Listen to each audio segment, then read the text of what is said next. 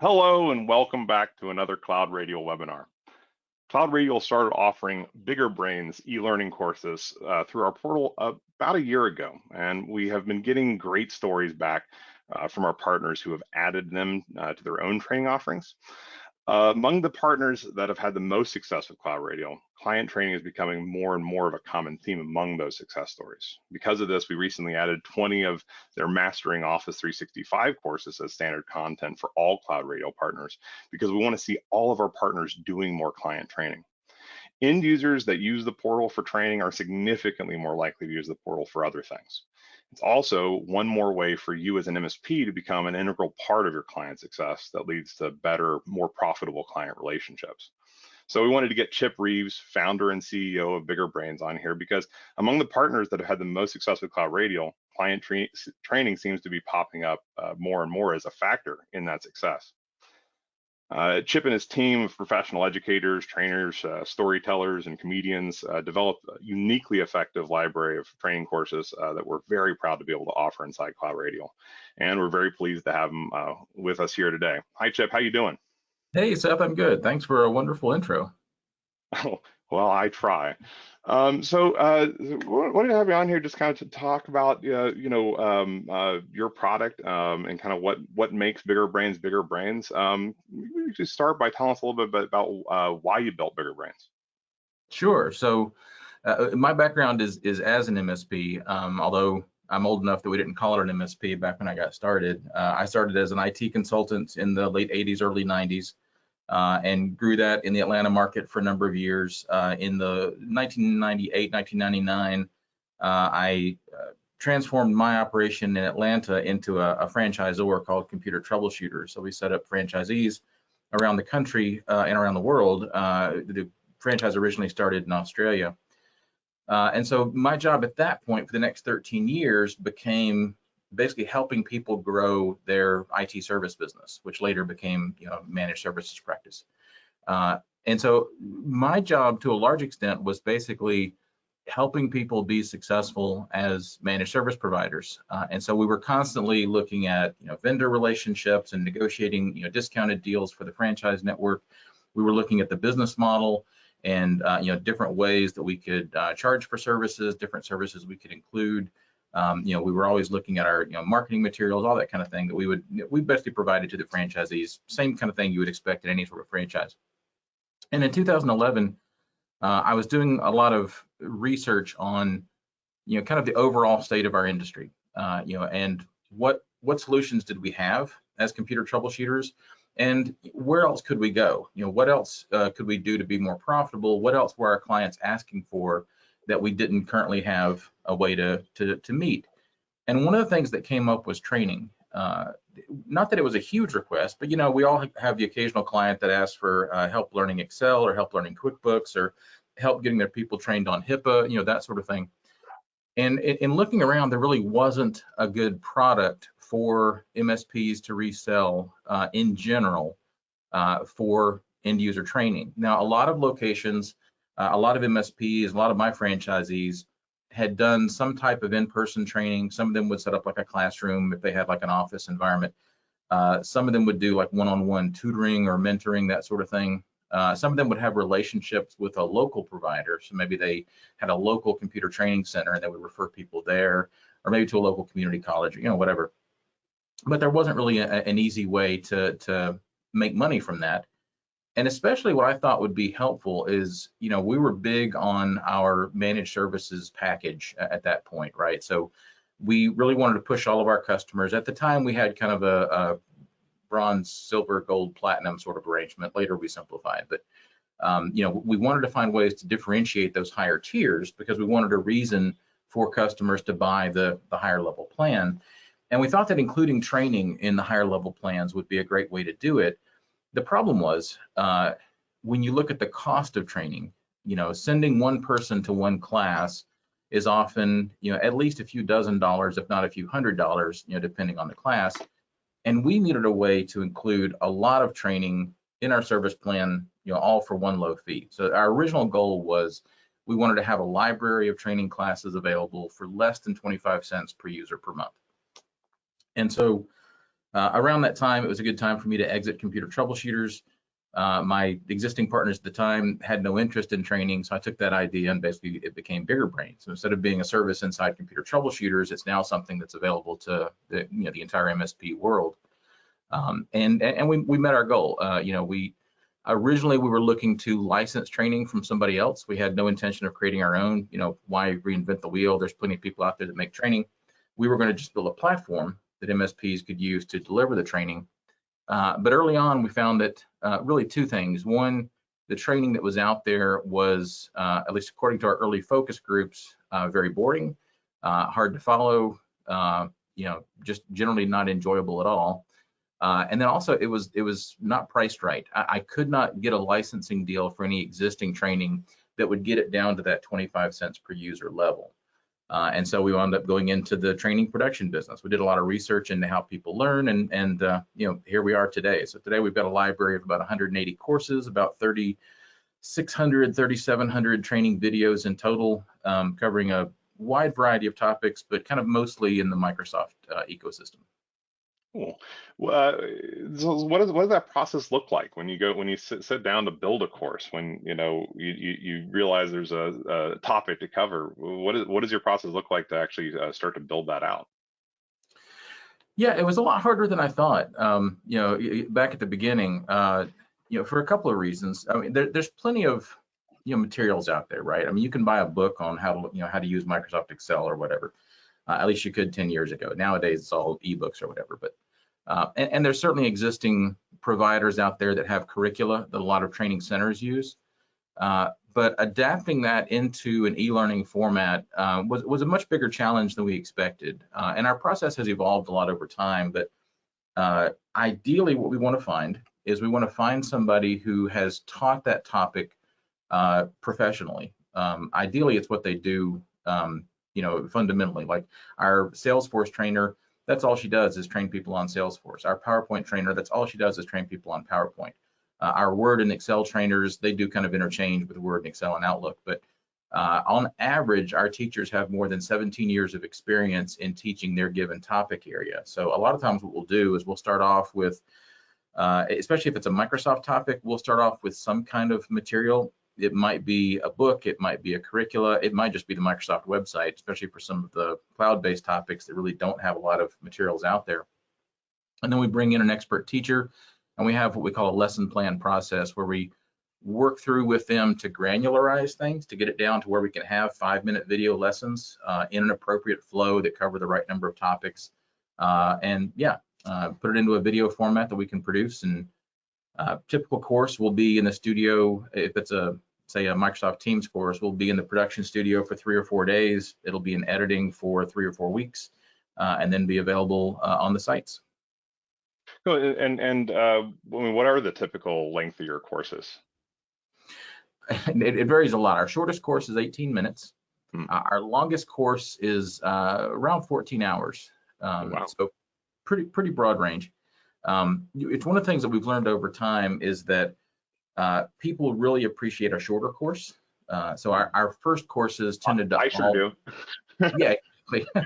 Well, and it's not just the people who take them, but like in a lot of cases, our courses are like assigned by an employer, right? Who says, hey, before your next employee review, we really think you need to beef up your Microsoft Teams skills, and so we want you to take this Microsoft Teams course. If the course they're assigning is 30 minutes, then yeah, pretty good chance the employee is going to do it.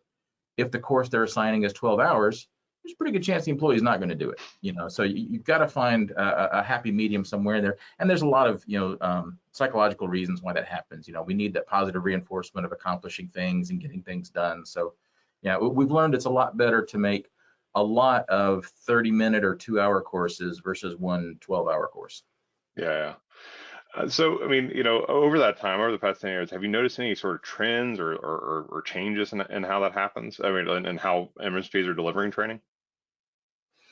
Well, I think the fact that they are delivering training at all is kind of the biggest change. But it kind of fits the trend, right? Because when I'm probably older than a lot of people on the call, maybe, but when I got into the business, if you were an IT consultant or an IT service provider, your practice was fundamentally about hardware, right? Because we were selling computers, upgrading computers, to the extent that we did anything on the software side that was secondary.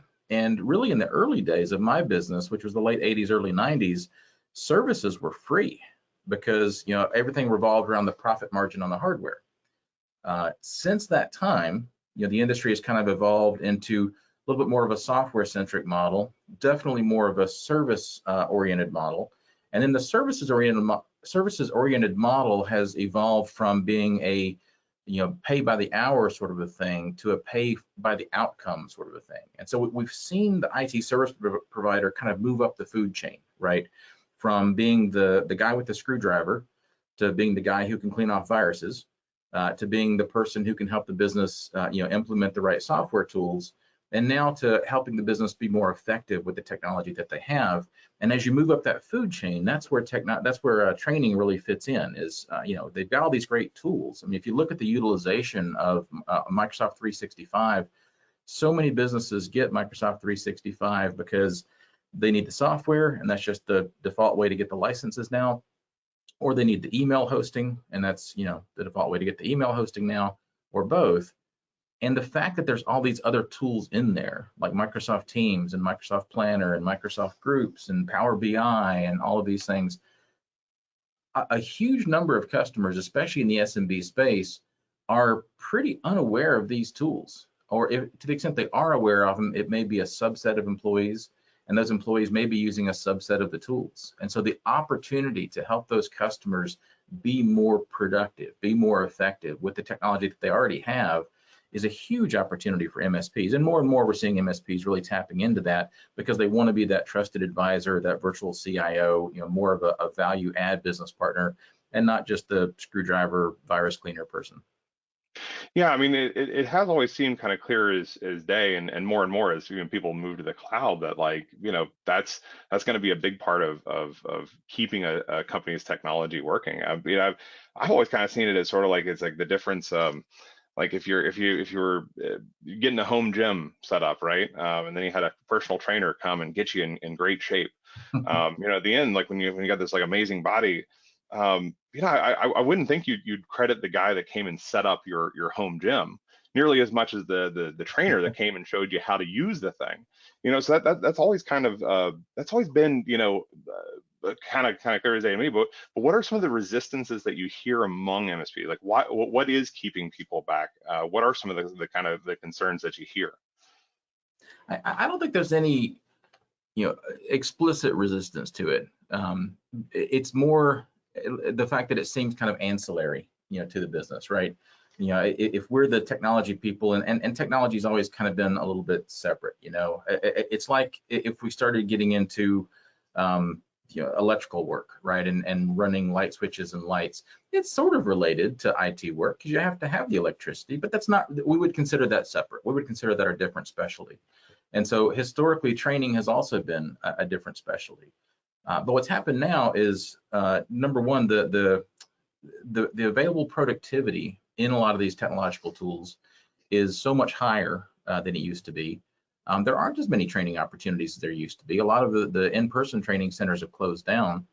And the profit opportunity in terms of, customers who know they need training or know their employees need training, and they're going to get it somewhere. And when you look at the opportunities with e-learning and 90% plus profit margins, suddenly that becomes a lot more attractive. I have no idea what the profit margin is in electrical contracting, but if it was 90%, all of my MSPs would have found a way to move into it at some point. Because it's right there next to us.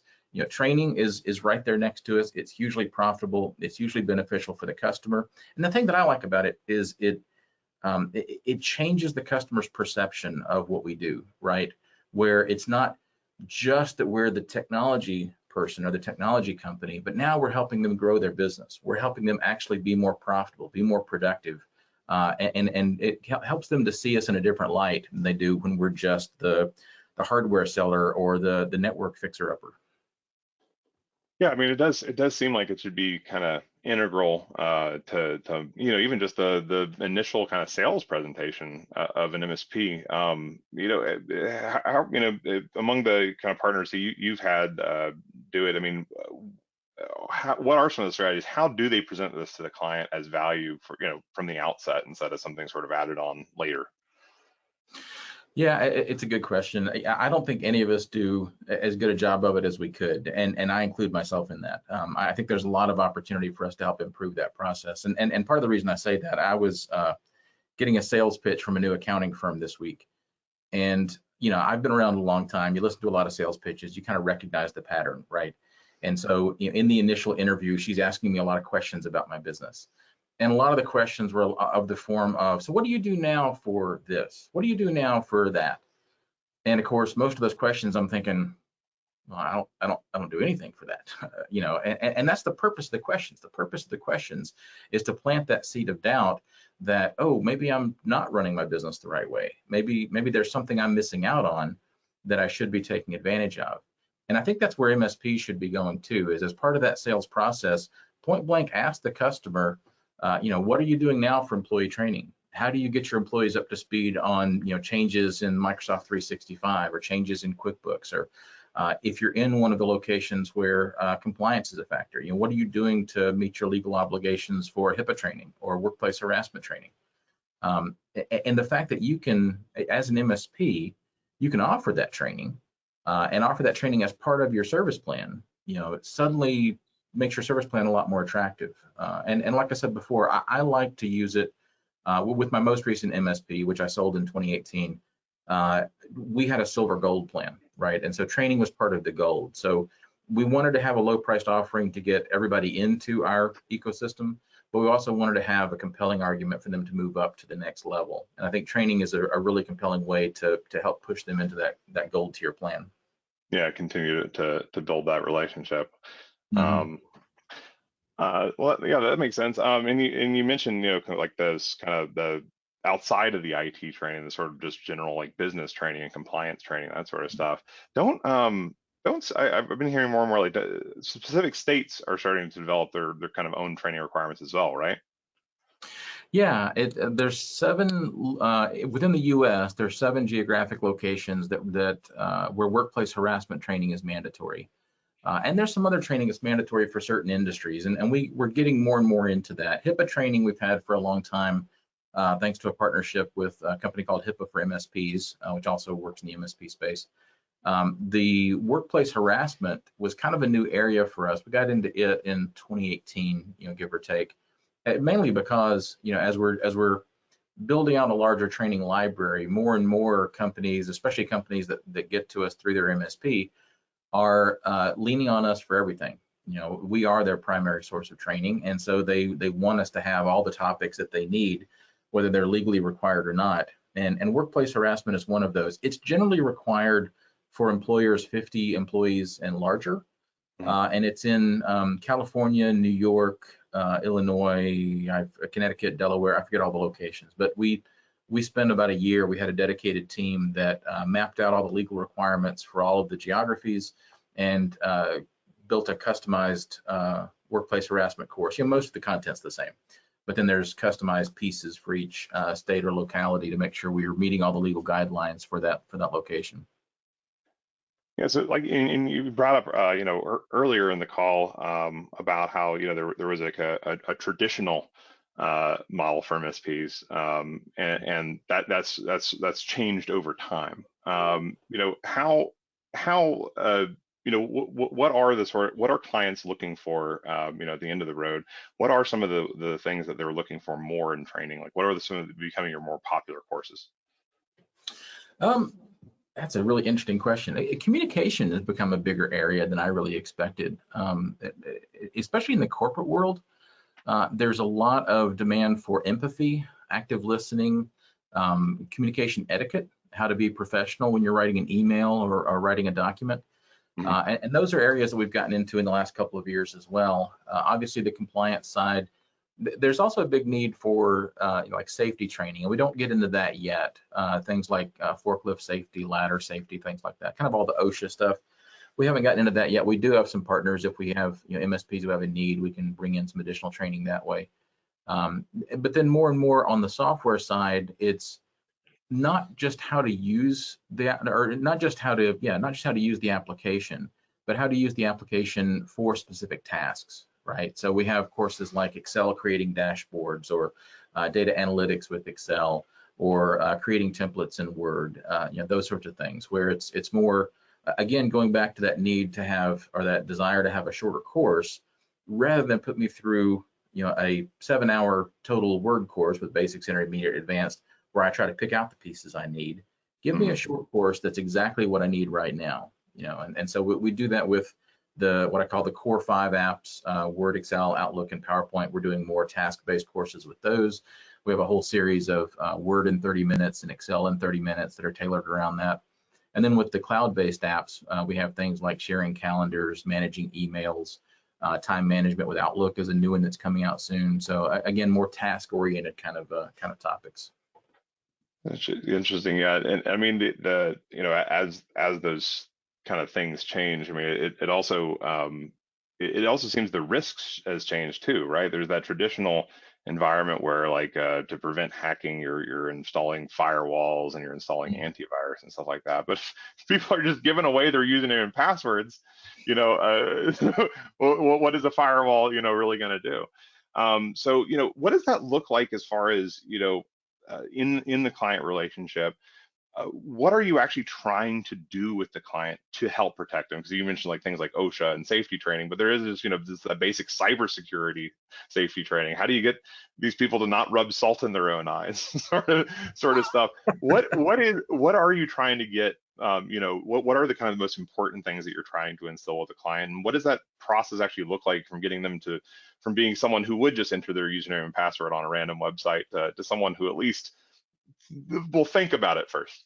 Well, yeah, it's a really good question, and I think the cybersecurity training is going to become a bigger and bigger factor in what all MSPs have to offer, because as you say, the weak link is no longer the firewall. The weak link is the connection between the keyboard and the chair, right? And to the extent that, I mean, I've had my staff who have answered emails from me asking them to go buy gift cards and take pictures of them, that kind of phishing, sort of quasi phishing scam. They're becoming more sophisticated, they're becoming more common. It's just something that's got to be a natural part of what we do. Now, right now with Bigger Brains, we have 2 cybersecurity courses. We have Staying Safe Online and Think Before You Click. We've got a 3rd one in production. And part of what we're trying to figure out with us is, what exactly is our role in the ecosystem? Because there are the full-fledged security providers like KnowBe4 and Ningio, who specialize in these topic areas, and they do more than just training, right? They do phishing simulation, that they do kind of more advanced training over time. They have more like policies and procedures and audits and pen testing and things like that. And that's not really an area that I see Bigger Brains getting into. Some of our MSP partners certainly get into it, either themselves or in conjunction with one of those type partners. But I think that everybody needs some basic cybersecurity training. And so we've got those two really good courses that I mentioned. And we're going to be adding more with that over the next year. We've also got an app called BrainBot that is designed to interact with learners over time. And the original idea with BrainBot was that once you complete a Bigger Brains course, there's this natural biological tendency that we all have where if we don't use new knowledge, we forget it. And that's a built-in feature of our brain. It's not a bug, it's a feature, and for real in this case, because if we remembered every hotel room we ever stayed in, every parking lot space we ever parked in, we would go insane. So our brain very intentionally has an algorithm for figuring out, okay, what's the unimportant stuff? Let's get rid of that so we can focus on the important things. The trick is, with something like cybersecurity training, or even like Microsoft Teams training or Excel training, there's going to be parts of that you don't use right away. And if you go to a class, we've all had that experience. We go to a class, we learn how to do something, we don't use it for a few weeks, and then we've forgotten most of what was taught in that class. There's a very well-known way to remedy this called spaced repetition or spaced learning, where what you want to do is interact with the learner on a scheduled basis for a period of time after they complete the training. And because you're asking their brain to interact with the knowledge on an occasional basis, that's what triggers the algorithm for the brain to say, oh, well, Seth has needed this information 4 times now. That must be important. I'm going to lock that into long-term memory. So that's what we designed our BrainBot app to do. It's a free add-on for a lot of our courses. We have about 14 of our courses, I think, now that have BrainBot add-ons. And we'll continue to build out with that. I think there's a lot more we can do with that as it relates to cybersecurity. Not there yet, but we should see that coming later this year. Oh, I love any rationale though to make a service like an ongoing thing, not just a one-time thing, but anything that can produce that recurring revenue, that's always a lovely thing. So like No, for the MSPs out there that know they need to do this but don't quite know how to get from point A to point B, or they're just kind of or dragging the feet, what sort of advice would you give to an MSP that not offering training today, but is looking to start? Where would they start? Where should they start? sure. Well, I mean, the first thing I would do is, I think it's great that CloudRadial now includes, a baseline of training with the basic subscription. I think that really overcomes a lot of obstacles because it means that any MSP that's a customer of CloudRadial can automatically add that bullet point to all of your marketing materials that we include unlimited end user training, or however you want to say it.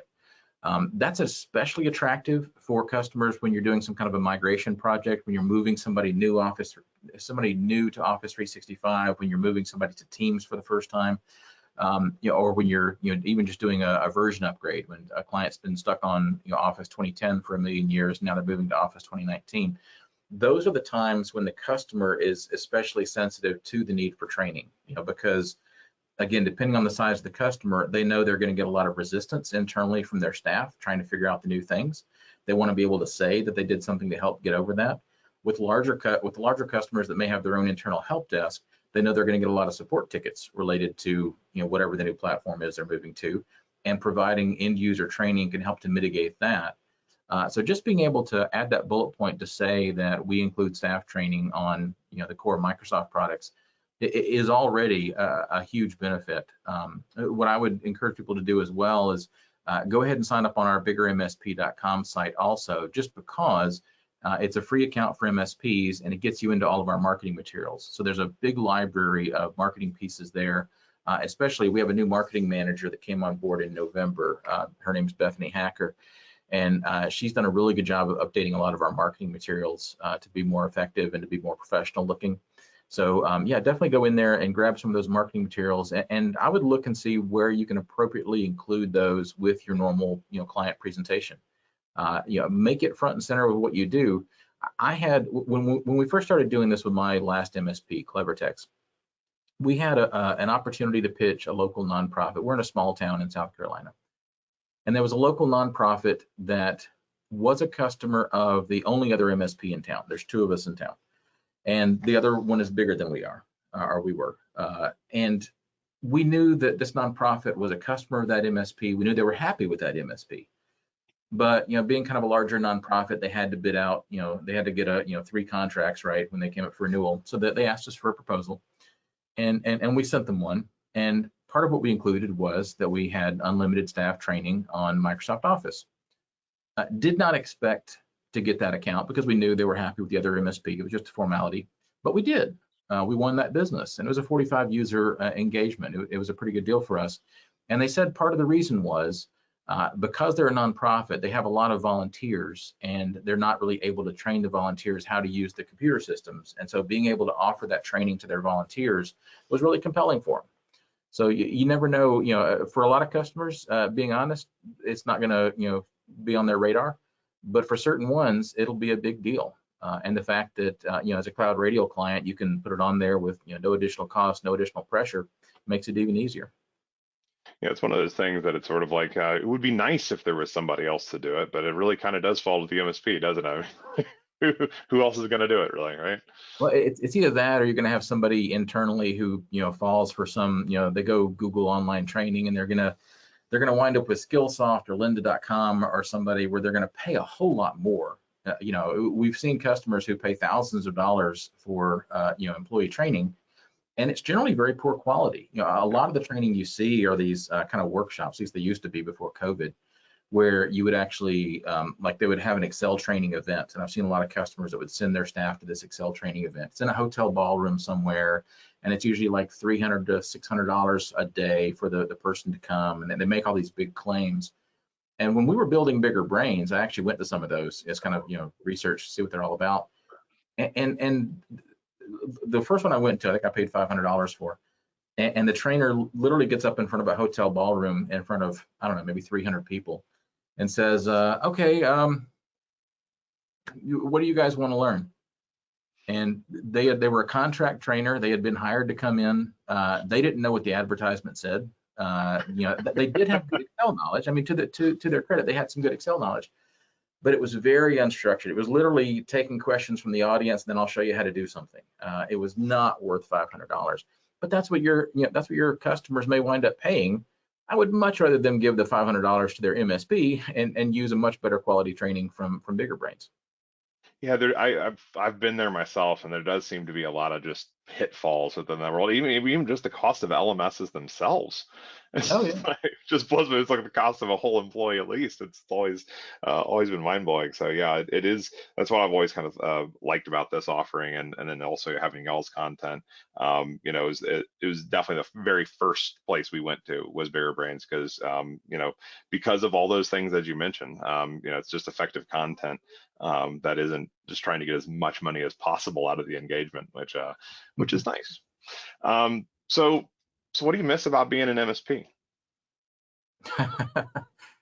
I did it off and on for 28 years. Not much, to be honest. I was probably kind of burned out towards the end. I do miss helping people, and I got into it because I was a gadget guy. So I do miss getting to play with all the gadgets. But our Same. office is actually still located inside my former MSP. So I still get Okay. to hang out with the guys and see what's going on. So I'm just not That's, directly connected to the customers anymore. well, that's kind of best of both worlds then, right? That's true. Well, awesome. Well, Chip, thank you so much for joining us today and kind of sharing your insight into this. Again, to all our partners that join this, if you haven't already, be sure to check out those included training materials that we have, and then you can also bring in the entire course catalog. Mhm. While I have you. Past what we're offering within the portal, is there if MSPs want to get more involved with training past just the things that we're offering, is there anything else that they can go to Bigger Brains for? No, I mean, everything's available through CloudRadial, either as the base offering or the expanded offering. And Okay. that wasn't the case at first. And we used to get a lot of pushback on that, I think, in the early days when originally we thought maybe the MSPs would only be interested in the Microsoft content, but more and more MSPs are kind of recognizing the situation and what their clients' needs really are, and trying to fill that gap. And so we were getting a lot of MSPs, especially the larger MSPs, who were asking for the communication training, the compliance training, the HIPAA training, things like that. So I'm really glad to see that available through you guys as well. And the great thing about the CloudRadial solution, there's a big trend in the learning industry towards trying to remove the obstacles to learning, right? And in most situations, including if I love for MSPs to buy through us as well. But if an MSP comes through us, it's going to be another website for their clients to remember, another username and password to remember to log into the training. Versus with CloudRadial, it's all right there in the CloudRadial portal. They already have access to. It's anything we can do to eliminate those barriers to training, make it easier for the client to anytime they have a need. Hey, I need to know more about OneDrive. I need to know more about Planner. I need to know more about QuickBooks. To have it one click away or a couple of clicks away, that's a great solution. That's a huge benefit for clients. And honestly, that's something that the corporate world really struggles to find. That there's a lot of companies trying to brag about how they're eliminating some of the barriers to training, but even when you look at it, there's still going to be a place to go and a login to make and all that sort of thing. So the CloudRadial solution is really advantageous for that reason. Yeah, it always amazes us. I mean, we're certainly built 100% for MSPs, but we still have those larger companies coming to us because they have the exact same problems as a lot of the MSPs Mhm. Ps have. So, but that's awesome. Well, thank you so much, Chip, for joining us. We'll be posting this if you want to share it with colleagues. This will be posted on youtube.com/cloudradial here in a few hours. But thank you very much for joining us, and we'll see you on the next one. Thanks, Chip. Thanks.